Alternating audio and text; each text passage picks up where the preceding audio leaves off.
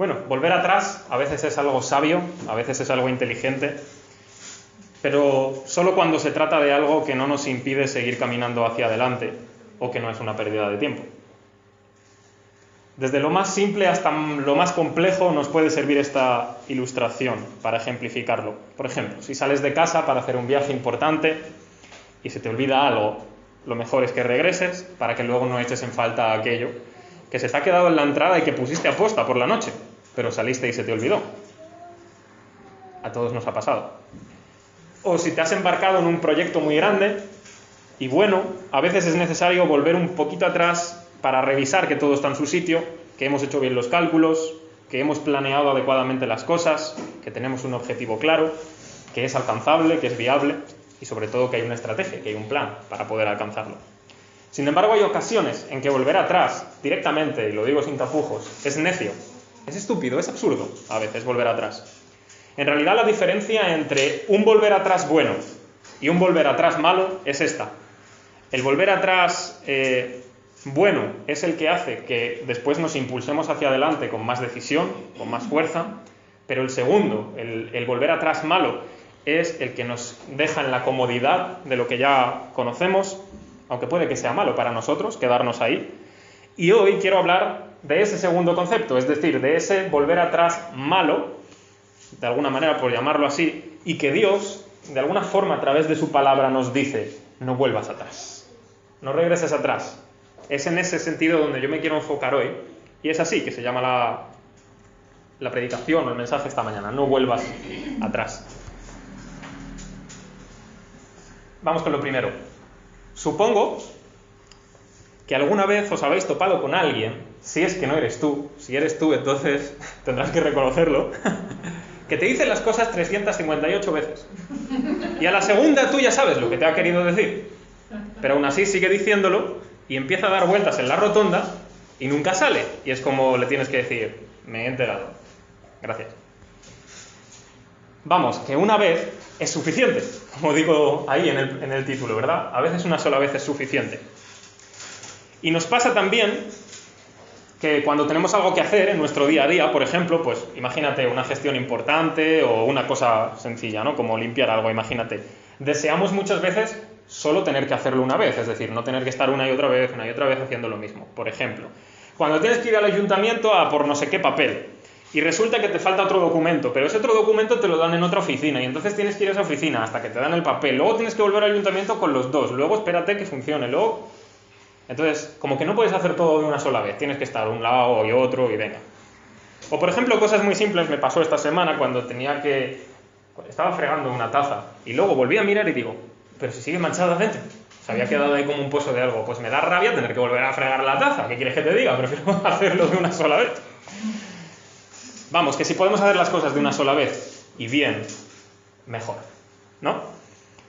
Sin embargo, Dios es tan perfecto, sabe hacer tan bien las cosas, que no necesita tener que estar mejorando como poco a poco su obra, ¿no? Como si cada año que pasase sacasen una nueva tecnología mejor para él añadirla a su plan y entonces de esa manera que las cosas vayan mejor, ¿no? Como cada año sacan un iPhone, pues igual, cada año a Dios le sacan una actualización y mejora su obra. No, él no es así, él lo hace de una sola vez todo muy bien. No es que algo se le estropea y lo tiene que reparar, no. Cuando Dios se plantea hacer una cosa, créeme, la hace de una sola vez, si se lo plantea hacerlo de esa forma. Y ya venimos hablando desde hace unos cuantos capítulos en Hebreos, cómo eran las cosas cuando existía el antiguo pacto, ¿no? Que hemos hablado ya de qué era el antiguo pacto. Yo creo que ya ha quedado claro qué era el antiguo pacto, que era una alianza que Dios había hecho con su pueblo antiguamente, ¿verdad? Y que tenía mucha importancia, una vez más lo voy a recalcar, pues los sacrificios de animales, los rituales, cómo se lavaban, cómo se vestían, en fin, un montón de cosas que las puedes leer, por cierto, el Levítico especialmente. Y resulta, ¿no?, que todos estos rituales que hacían, todos estos sacrificios y demás, pues ya lo hemos dicho semanas anteriores, eran como una sombra, eran como un símbolo, una figura, eran como un spoiler, ¿vale?, de lo que tenía que venir más adelante. Lo que Jesús haría por medio de su vida, de su obra, de su muerte, de una manera más perfecta, más plena. Y claro, hoy nuestro texto comienza, pues yo diría como dando una bofetada de lógica, y a mí me gusta cuando la Biblia te da una bofetada de lógica porque es que te pone en tu sitio, ¿verdad? En resumen, nos dice, todos estos rituales, todos estos sacrificios, no pueden hacer perfectos a nadie. El que tú lleves a una oveja, a una cabra, a un toro, un no sé qué, eso no puede hacerte a ti perfecto en cuanto a tu vida, ¿no? Y te da la lógica, te dice, ¿por qué? Dice, si fuera así, no sería necesario que absolutamente todos los años tuvieras que ofrecer una y otra vez los mismos sacrificios, las mismas ofrendas, hacer los mismos rituales para recordar tus pecados y limpiarlos, ¿no? No sería necesario si verdaderamente ese sacrificio fuera perfecto, porque una sola vez sería suficiente, lo cual no ocurre, ¿no? Y literalmente el versículo 4, si lo tenéis delante, dice, porque la sangre de los toros y de los machos cabríos no puede quitar los pecados. Lo está diciendo muy claramente el autor aquí. No puede, es que no se puede. Y a continuación cita un salmo. Este salmo, si lo queréis leer en casa o lo que sea, os lo recomiendo, es muy bueno, me encanta. Es el Salmo número 40, por si lo queréis leer, como digo. Y este Salmo 40, ¿por qué lo rescata aquí el autor? Porque Jesús lo cumplió en su vida. Jesús mismo fue quien lo llevó a cabo, ¿no? Y ahora vemos un poco, ¿no? ¿A qué se refiere? Dice, todos esos sacrificios, todas esas ofrendas no sirven para nada, no quitan los pecados y no agradaron a Dios en ese sentido, porque quienes las ofrecían, es decir, los pecadores, o sea, como tú y yo, si hubiéramos vivido en ese tiempo, tú y yo estaríamos ofreciendo esos sacrificios, tú y yo iríamos con un animalito, con un no sé qué, y, ¿vale? Igual. Pues esos sacrificios que ofrecían los pecadores no les hacían ser perfectos. ¿Por qué? Porque no podían tener un corazón renovado, no podían tener un corazón limpio donde el Espíritu Santo viviese, donde amaran de verdad a Dios, su ley, su voluntad, sus caminos, ¿no? Entonces lo que está diciendo este salmo es como si pusiera estas palabras en boca de Jesús y dijera, como estas cosas no te agradaron, como estas cosas verdaderamente no pueden hacer perfectos a nadie, he aquí que yo vengo para hacer tu voluntad. Es como si Jesús estuviera diciendo eso a través de este salmo, literalmente. ¿Y qué está haciendo? Pues entregar una ofrenda mejor, una ofrenda que sí que vale de una sola vez, es decir, su propia vida, a través de su muerte, ¿verdad? Para quitar todos los pecados de todos los hombres, y no solo eso, sino colocarlos en una posición en que pueden estar en la presencia de Dios, siempre. Esa es la clave de todo el Evangelio, ¿verdad? Y de hecho, en este mismo momento, es decir, cuando Jesús dice, he aquí que vengo para hacer tu voluntad, y viene en cuerpo para entregarse, se cumple una promesa, una profecía, que lo leéis en este mismo texto, en los versículos 16 y 17. Y esta profecía fue hecha por el profeta Jeremías. Me encanta esta profecía que Jeremías dio, y vamos a explicar en qué consiste. Consiste en dos cosas esta profecía. La primera cosa es que Dios, por medio de la fe en Jesús, en Jesucristo, nos hace entrar en un pacto nuevo con Él. Y lo que hace es que su ley, o vamos a explicarlo de una mejor manera, su voluntad, lo que a Él le agrada, lo que a Él le gusta, ya no es solo un documento como externo que tú vas, lo lees y dices, a ver, Dios quiere esto, esto y esto. Sálvese quien pueda. Vamos a intentarlo, a ver quién es capaz, ¿no? Sino que realmente Él nos cambia por dentro, nos renueva, nos da un corazón diferente, nos hace nacer de nuevo a una vida espiritual que antes no teníamos. Y ahora le amamos a Él, amamos a los demás y amamos las cosas que a Él le gustan, que a Él le agradan. Eso es lo que consigue el nuevo pacto. Y dos, que a partir de este momento Dios no se acuerda más de nuestros pecados.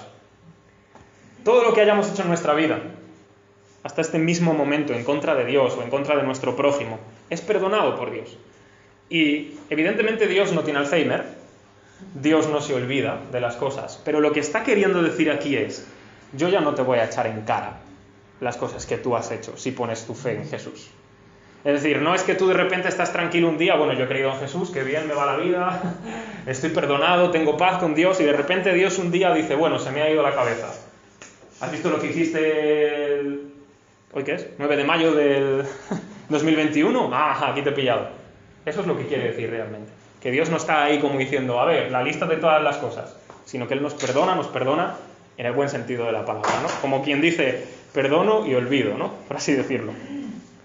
Así que si creemos en Jesús es imposible que Dios esté contra nosotros de esa manera. En plan, mira lo que has hecho.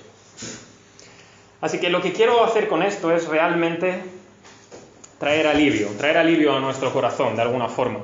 si es que no lo tienes. Porque no es necesario que hagas muchos sacrificios, no es necesario que a partir de ahora intentes hacer muchas buenas acciones para poder compensar las malas que has hecho en el pasado o que has hecho hace quizás una hora.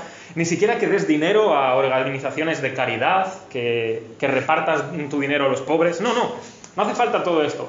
Todas estas cosas están muy bien y deberíamos hacerlas, la verdad, porque Dios también lo quiere, pero no es algo así como que Dios te está diciendo o haces esto o no te perdono. No, Dios no está pidiéndonos eso para la salvación de nuestra vida, de nuestra alma.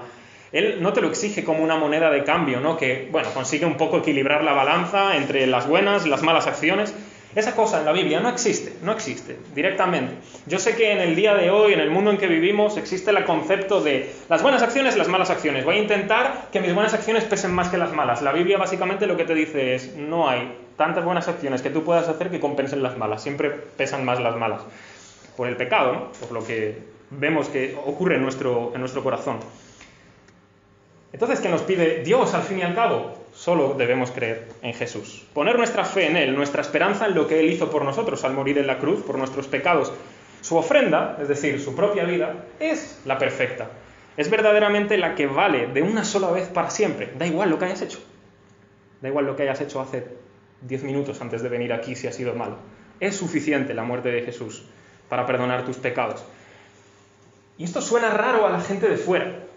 Porque directamente lo que nos está enseñando el Evangelio, lo que está enseñando la Biblia es que si tú has sido un borracho o un drogadicto, o si sigues siendo un borracho o un drogadicto, si tú has sido un mujeriego o un hombreriego, que por cierto creo que la RAE está a punto de aceptar eso, aunque no existe la palabra, pero siempre decimos mujeriego cuando también puede haber hombreriegas, ¿no? ¿Se entiende? O si eres un adicto a la pornografía, por ejemplo, o si has cometido algún tipo de inmoralidad sexual fuera del marco establecido por Dios, si has robado, si has mentido, si amas más el dinero, si amas más tu trabajo, si amas más la televisión que tu familia, todas esas cosas, da igual lo que hayas hecho en mayor o menor grado, me da lo mismo. Solamente ven a Jesús, arrepiéntete de tu pecado, pon tu fe en Él y te salvará. Es sorprendente esto, hablárselo a gente que está fuera. Porque la gente que está fuera tiene un concepto de justicia muchísimo peor y malvado. Es como, sí, hombre, esa gente que se pudra.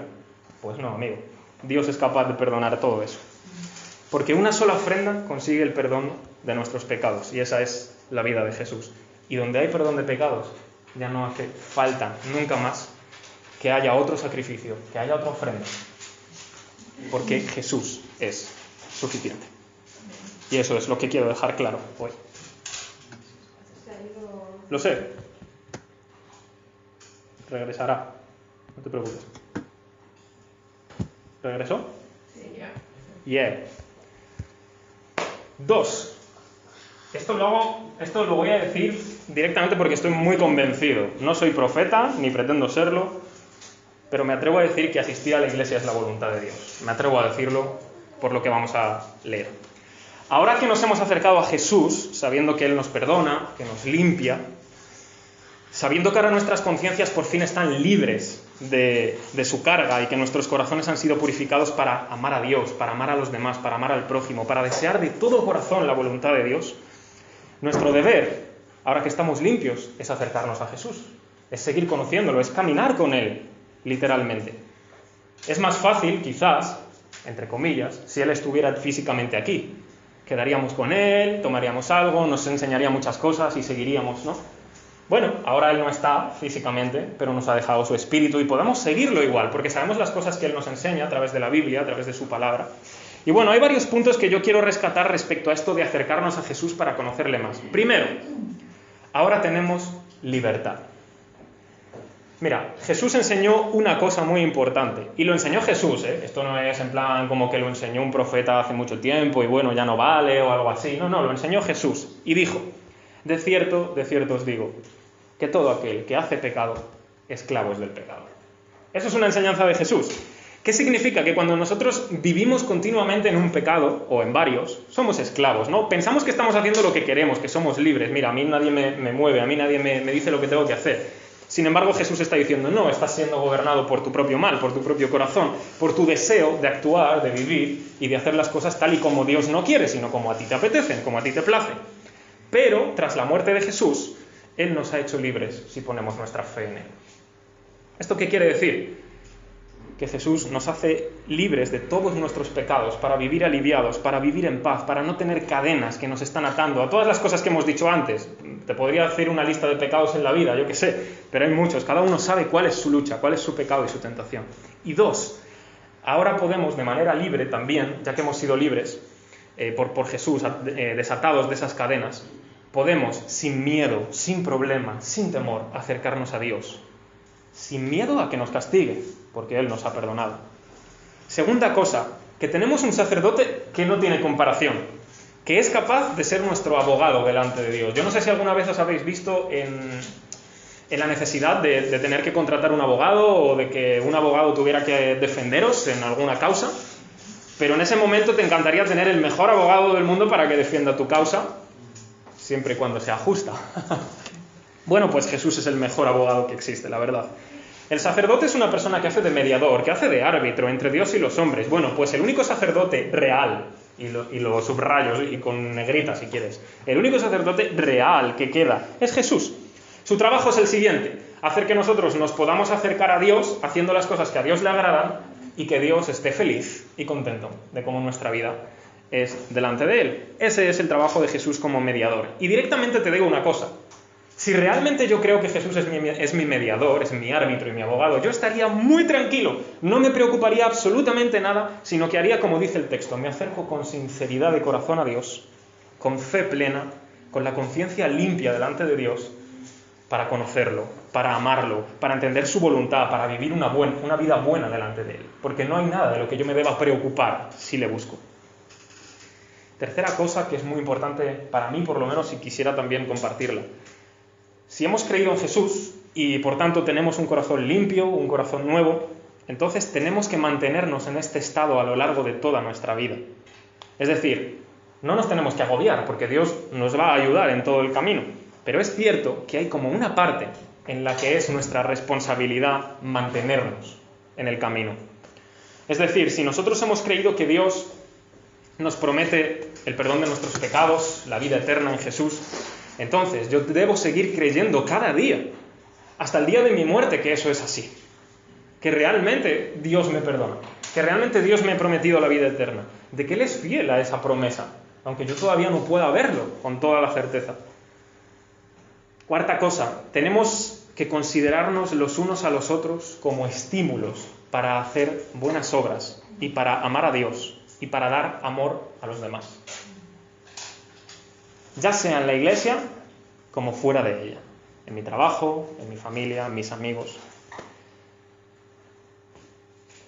Cuando creemos en Jesús, cuando ponemos nuestra fe en Él, Dios nos hace sus hijos en ese momento. Y si todos somos hijos por la fe en Jesús, quiere decir que somos hermanos. Y si somos hermanos, somos una familia. Y si somos una familia, es la voluntad de Dios que nosotros nos ayudemos los unos a los otros para hacer lo que a Dios le agrada, para cumplir su voluntad, para exhortarnos, dice la Reina Valera. Eso básicamente es para corregirnos, para ayudarnos, para decirnos: no está bien esto, o está muy bien esto. Ayudarnos, estimularnos, exhortarnos, corregirnos. Esa es la idea de la iglesia, esa es la idea de reunirnos. Y por eso a Dios le interesa tanto que nos reunamos, porque no existe la soledad en la vida cristiana. No existe. Los unos a los otros, sin importar la raza, sin importar la posición, sin importar la edad, sin importar ninguna distinción, somos una misma familia y nos estimulamos al amor y a las buenas obras por medio de lo que cada uno de nosotros hacemos, somos o nos decimos. Y quinto, de este segundo punto, para mí es la conclusión de estas cosas que acabo de decir, porque si os fijáis, todas las cosas que el autor de Hebreos está diciendo aquí están en plural. En plural. No está hablando a ti solamente, está hablando a los demás, a todos, tú incluido. Entonces es por eso que digo que asistir a la iglesia es la voluntad de Dios para nuestras vidas. Lo es. No me gusta mucho esta expresión, pero la utilizo porque se entiende. Es decir, la iglesia no es un local, la iglesia no es un templo, entonces en ese sentido no es que estoy tan de acuerdo con asistir a la iglesia, como si eso fuera un edificio, pero la utilizo porque se entiende. Nosotros somos la iglesia. Las personas que creemos en Jesús somos la iglesia. Si aquí no nos reuniésemos, entonces aquí no hay una iglesia en este lugar hoy. Pero habrá otra iglesia en otro sitio donde se reúnan, ¿verdad? Entonces, Cuando Dios quiere que nos reunamos, o que, vamos a ponerlo entre comillas con esa expresión, asistamos a la iglesia, lo que está queriendo darnos es un mandamiento bueno, un mandamiento agradable. Es decir, no dejes de congregarte, no dejes de reunirte. ¿Por qué? Porque es el único lugar en donde realmente te estimulas y estimulas a los demás a amarme y amar a los demás y hacer buenas obras. Y puede que con el tiempo, y yo he conocido gente, sobre todo en la otra iglesia a la que iba, que de repente dejan de asistir y ya no van nunca a ninguna reunión, ningún día, se empiezan a cansar, o no sé, o empiezan a desestimar la palabra de Dios, ya no vale tanto la palabra de Dios, y entonces, ¿para qué voy a ir? Además, yo puedo ser cristiano en mi casa también, porque Dios está en todos lados, así que yo me quedo en mi casa, hablo con Dios, leo la Biblia, sí, muy bien, tarde o temprano vas a convertirte en un hereje, seguramente. Y yo sé que soy duro con esto, pero es que lo he visto. Literalmente eso pasa, porque en la comunidad nos protegemos los unos a los otros. Porque si yo digo una barbaridad, el resto me corregís. Y por cierto, si algún día digo una barbaridad desde aquí, espero que me corrijáis. Y me lo podéis decir después de la predicación, no pasa nada. Entonces, nos ayudamos, nos mantenemos, estamos firmes aquí, juntos. Nos necesitamos. Esa es la realidad. Necesito a los demás. Y quizás ellos me necesiten a mí. Hazte la pregunta, ¿cómo vamos a estimularnos a amar a Dios, a dejar el pecado, a hacer buenas obras, si solo nos convertimos en cristianos individualistas que se quedan en su casa? Pues muy poquito, créeme, muy poquito. Y harás muchas buenas cosas, no te lo voy a negar. Tenemos cerebros para pensar y corazones para sentir, por supuesto, pero no es lo mismo. Así que tarde o temprano siempre me ha gustado esta expresión. Esta expresión, tú fíjate, me la dijo un hombre que ya no se congregaba ningún domingo en la iglesia. Y sin embargo venía de vez en cuando a las reuniones de oración. Y un día me atreví y le dije algo así, que ¿por qué no venía? Porque yo pienso que un cristiano debe congregarse, debe reunirse, es la voluntad de Dios. Y él lo sabía, él era consciente, y aún así no se congregaba. Y sin embargo me dio una ilustración que me dejó sorprendido porque no la cumplía en su vida. Y yo ya he escuchado esta ilustración, pero él me la daba, me decía, ¿qué pasa si quitas un carbón de su fuego, de su hoguera, y lo dejas fuera? Pues tarde o temprano se apaga, se enfría. Ahora, si tú coges ese carbón, lo dejas en su sitio y lo mantienes ahí, estará ardiendo, estará junto con los demás, ¿verdad?, con ese calor. Y él me dio esa ilustración y, sin embargo, no la cumplía. Pero eso es así. Tarde o temprano, si tú quitas un carbón del fuego, se apaga y se muere. Pero las brasas que están juntas unas con las otras se mantienen vivas, se encienden, están bien. Hacen lo que tienen que hacer, están en su fuego. Esto no sé por qué se va, esto creo que es porque está el tiempo un poquito. Terminamos entonces con esto, aún queda un poquito. Me encanta que la Reina Valera traduce poquito, me encanta. Cuando éramos niños, o bueno, para los que sois padres de niños, sabéis lo que significa que vais a un sitio y empiezan a preguntar, ¿cuánto queda? ¿Queda mucho? ¿Cuánto queda? Así como 358 veces, como he dicho al principio, pues igual. Y es posible que nuestros padres, o incluso vosotros como padres, hayáis dicho, un poquito. Y a lo mejor no era verdad, pero un poquito, para que se callen, para que te dejen en paz. Ok, Dios no es así. Dios no nos tiene que decir una mentira para que nos callemos. Y esto es lo que me gusta, que Dios no nos está mintiendo cuando dice que queda un poquito, aunque a nosotros no nos lo parece desde nuestra perspectiva. Mirad, el versículo 37, ¿qué dice? Dice, porque aún un poquito y el que ha de venir vendrá y no tardará. Porque aún un poquito y el que ha de venir vendrá y no tardará. En el concepto que Dios tiene del tiempo, solo queda un poquito. Y muy pronto se va a hacer evidente su salvación. ¿Con qué se va a hacer evidente su salvación? Esto es como una pregunta de escuela dominical. Con el regreso de Jesús. Los cristianos, desde el siglo I, creemos que Jesús va a volver. Básicamente esa es nuestra esperanza, que Jesús va a regresar una vez más y va a salvar a todos los que esperan en Él. Literalmente, el capítulo 9 de Hebreos, que es el que vimos la semana pasada, termina diciendo esto. Dice que murió por los pecados, ¿verdad? Y que va a volver una segunda vez, sin relación con el pecado, para salvar a los que le esperan. Eso es lo que decía el capítulo 9. Bien, ahora nos está añadiendo una información. Dice, queda poquito para eso.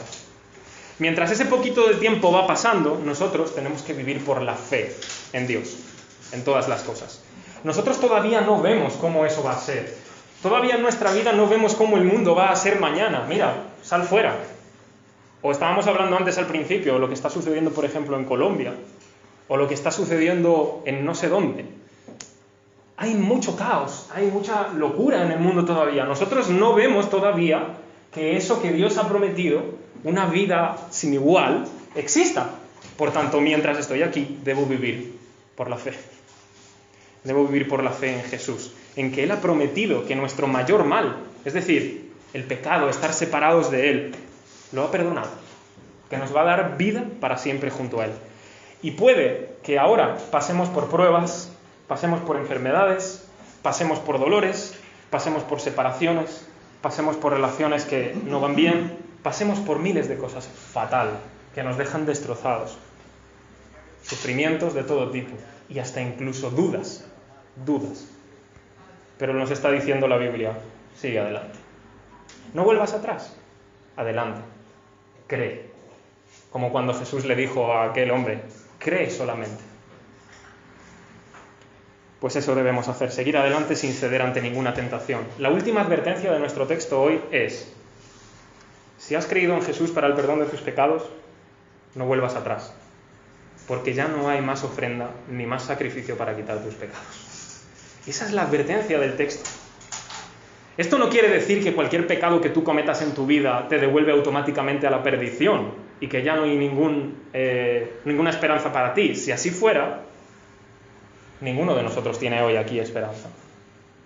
Lo que está diciendo es, si vuelves atrás para vivir en tu pecado, para practicar tu pecado, para estar siempre en tu pecado, no puedes creer en Jesús y ser perdonado y pasarte toda la vida emborrachándote, drogándote, cometiendo inmoralidades sexuales fuera de las normas que Dios ha puesto, robando, mintiendo, amando más otras cosas que Dios. No puedes estar así toda tu vida. ¿Has creído en Jesús o no has creído? ¿O solo es una cuestión de cultura o solo es una cuestión de tradición? No, yo he creído, yo sigo a Jesús. Entonces voy a seguirle por donde Él me manda a seguirle.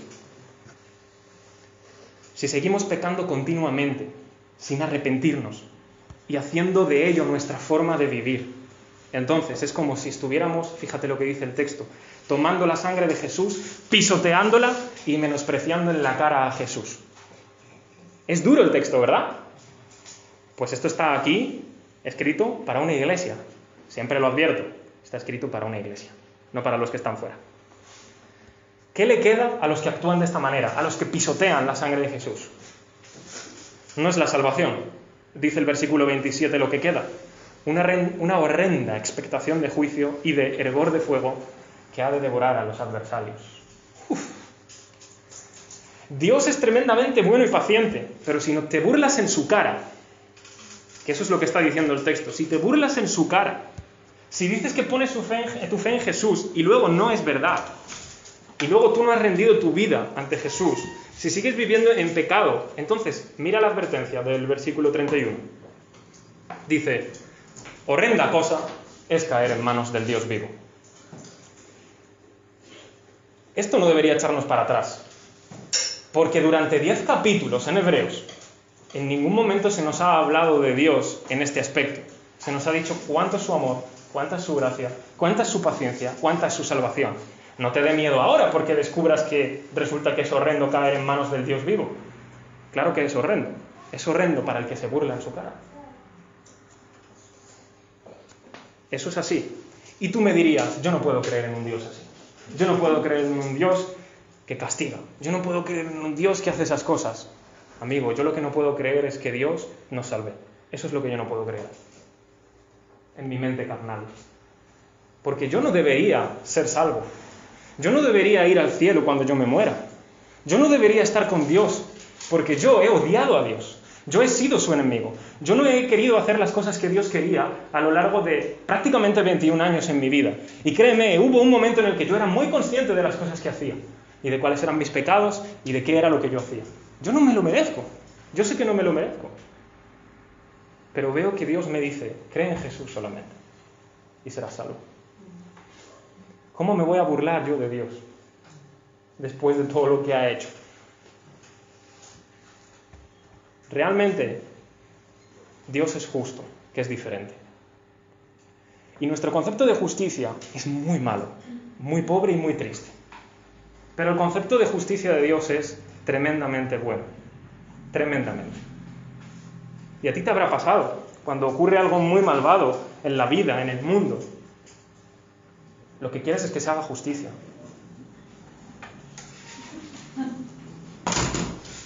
Pues Dios también quiere hacer justicia, y mucho mejor que nosotros.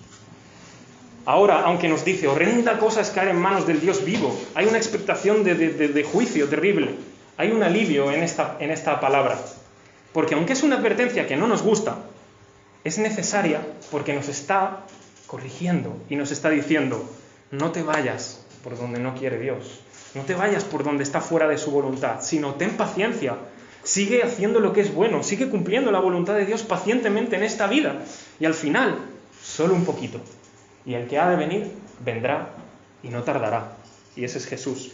Nuestro texto al final dice, el justo vivirá por la fe. Literalmente el texto lo que nos está diciendo es, solo cree. Y no habrá ninguna expectación de juicio para ti. No será horrendo para ti las manos del Dios vivo. No, todo lo contrario. Será una eternidad junto con Él tremendamente feliz. Solo cree, solo confía. Hemos de vivir por la fe. Y los que se echan para atrás, dice el texto, no agradan al Señor. Pero nosotros, ¿quiénes somos? Esa es mi pregunta. Espero que seamos los mismos de los que dice al final del texto. Aquellos que no retroceden.